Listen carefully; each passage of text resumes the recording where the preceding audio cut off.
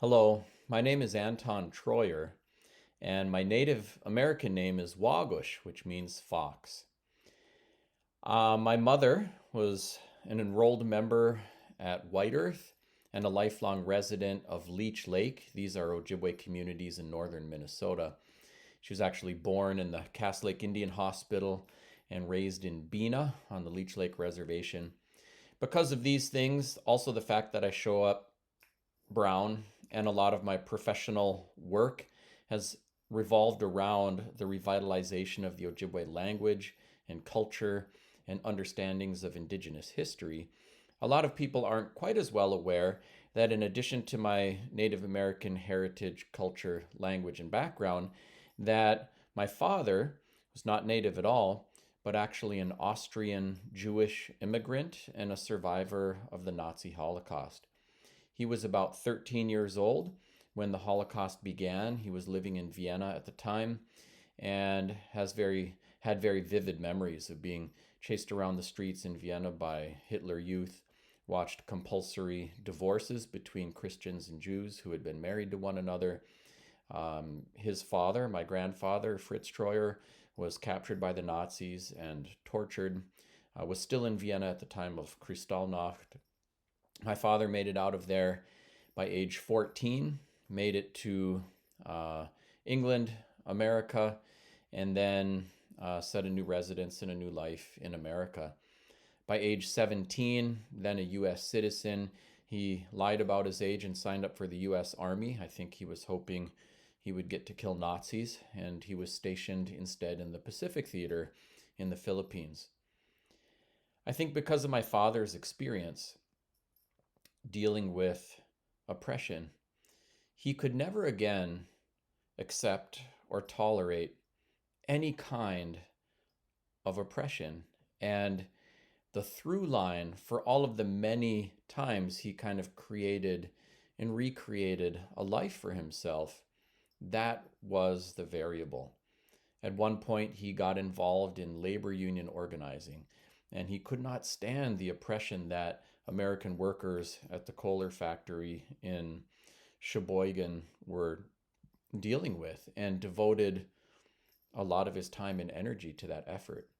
He also, worked for government agencies designed to address poverty and the plight of Native American people. That's when he met my mom.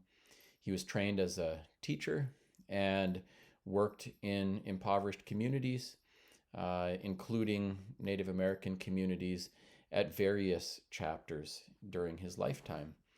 And anytime any topic came up in politics, world history, he was advocating for those who struggled to advocate for themselves, those who were disempowered, those who were being disadvantaged, those whose human rights were being trampled upon. My father had two cousins who also survived the Holocaust, one of whom was sent out on the Kindertransport, which was a way of helping minor children escape from Nazi occupied territories. And she was actually spent her war years in a Catholic convent in Scotland. We have another cousin who, as a teenager, connected with other Jewish people, some of whom were more Zionist, and walked down the Danube, stowed away on a ship, was shelled actually by the British Army and boarded by the British Army, and jumped off the ship and made it to Palestine and lived her entire life in Haifa in Israel.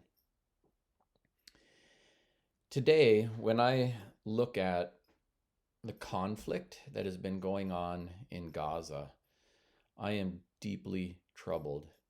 And I'm aware that my father, who had passed away in 2016, would also be deeply troubled and have much to say about what is happening in this part of the world. Certainly, if you look at the Jewish experience throughout history, being chased out of the Middle East, persecuted across Egypt, and North Africa, subjected to pogroms across Russia, Poland, other places in Europe, subjected to a Habsburg dynasty effort to eradicate Jews long before the Nazi Holocaust. And then, of course, everything that happened with the Nazi Holocaust, too. There should be no population on planet Earth who is more sensitive to genocide than the Jewish population. And I think when you look at the 7 million Jews in Israel and the 7 million Jews in America and the scattered Jewish populations in other parts of the world, most Jewish people are extremely sensitive to the topic of genocide and do not advocate for, believe in, or want to see that happen. And this is actually one of the big issues with the ongoing conflict in Gaza. It's so difficult to talk about these things because if somebody says, there was a problem with, Hamas and the attack on the Israeli people, then someone will think you are anti-Palestinian. And if someone says there's a problem with what the Israeli Defense Forces are doing right now and the violence being visited upon the Gazan population, the Palestinian people, then someone will say that you are anti-Semitic or anti-Israel. And the reality is that this is a tough and difficult topic on a variety of levels. Of course, Israel has a right to defend itself from a terrorist attack. However, Hamas is a tiny percentage of the population in Gaza and a tinier percentage of the Palestinian population. And while Israel has a right to defend itself from terror and root out Hamas and take actions to protect their population going forward, at the same time, the means by which they are seeking to do this are visiting suffering, tragedy, needless loss of life, starvation, denial of basic human rights to an entire population. And it is morally abhorrent what is happening.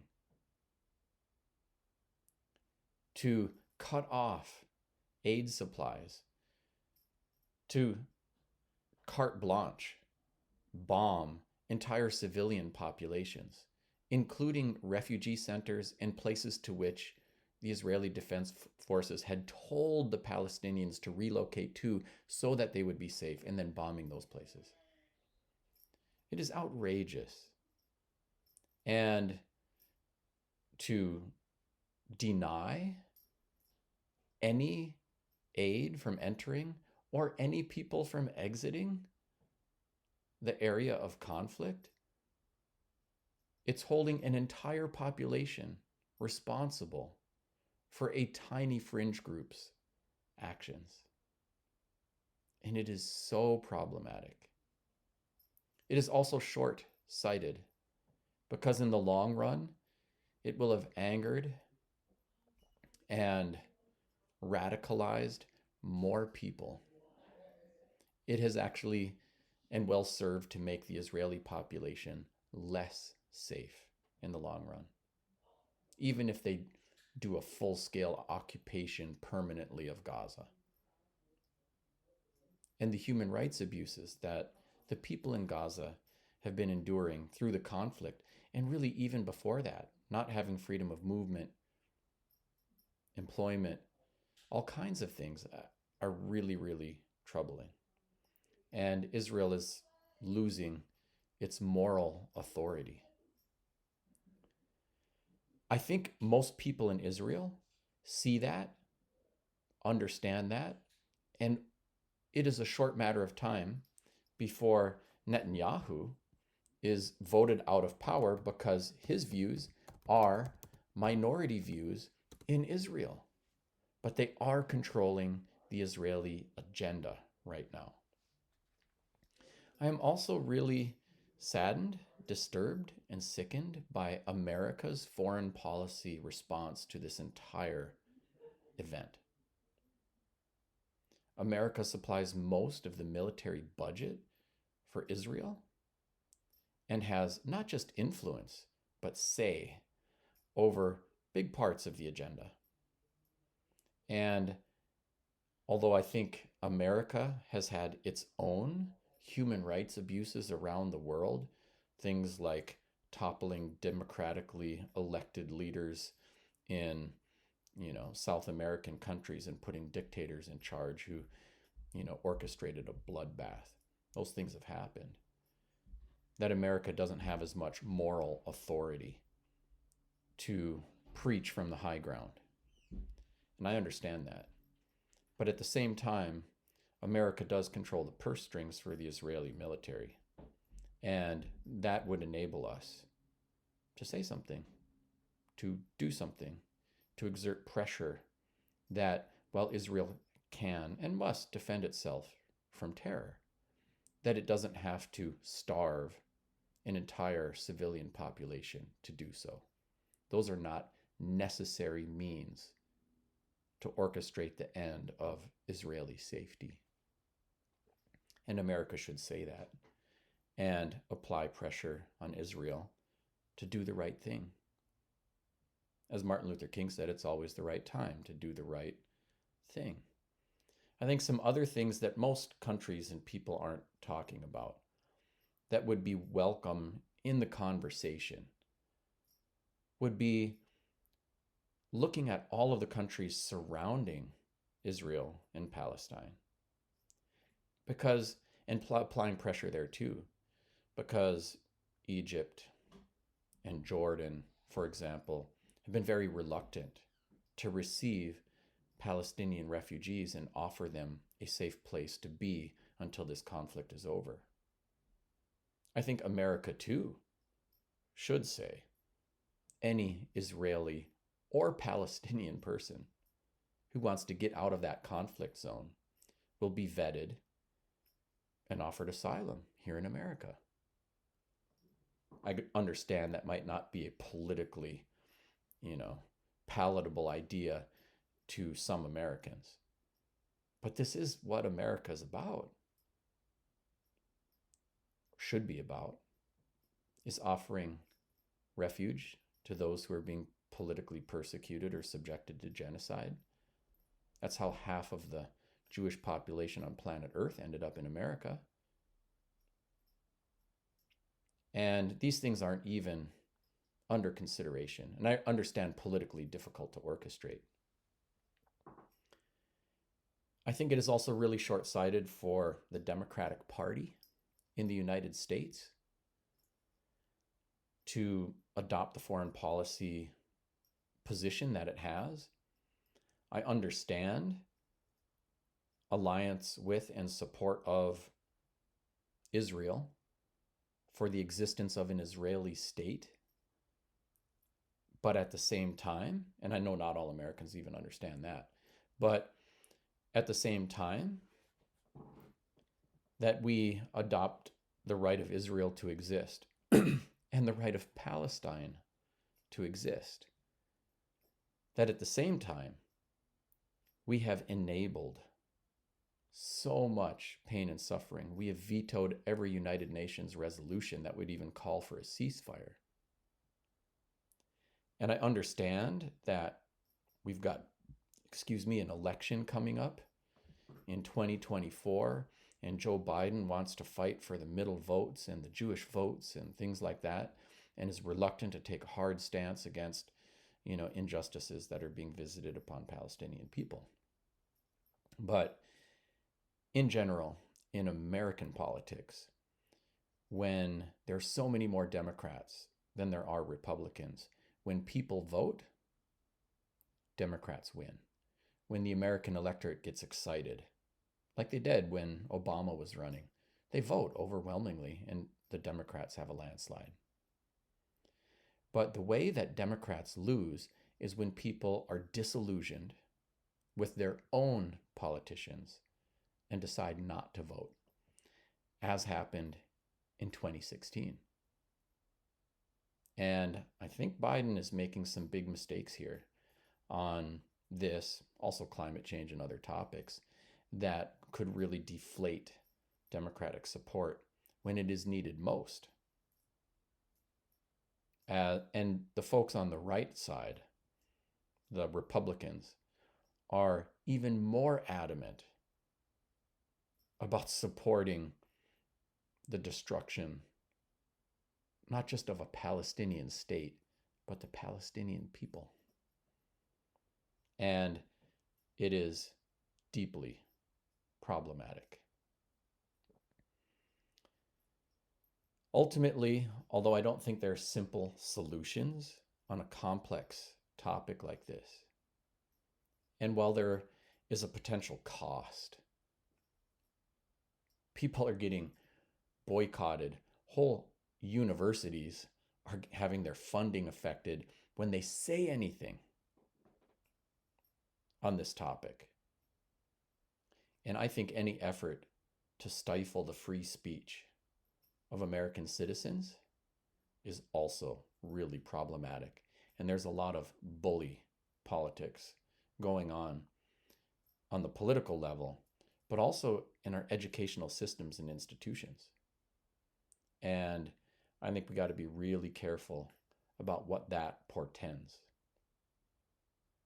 We should support and align ourselves with our stated values, including freedom, including human rights, including free speech.